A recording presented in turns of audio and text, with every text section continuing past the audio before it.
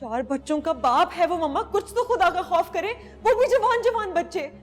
उसकी बेटी I think सहर की एज की है। ये बताओ कि तुम इतनी तफ्तीश क्यों कर रही? उसे कोई परिस्तान से बयाने आएगा, ऐसी यतीम लड़की जिसके पास अपना कुछ भी ना हो, इससे बेहतर रिश्ता उसे नहीं मिल सकता। और ये खौफे खुदा ही है जो मैंने उसका हाथ किसी राह चलते उठाई गिर मवाली के हाथ में नहीं दे दिया। अगर दे दिया होता तो मेरी बला से जो मर्जी वो करता उसके साथ। I can't believe you मम्मा। सहर को देखें और उसे अल्लाह माफ करे, उस 50 साल की बुढ़ी को देखें।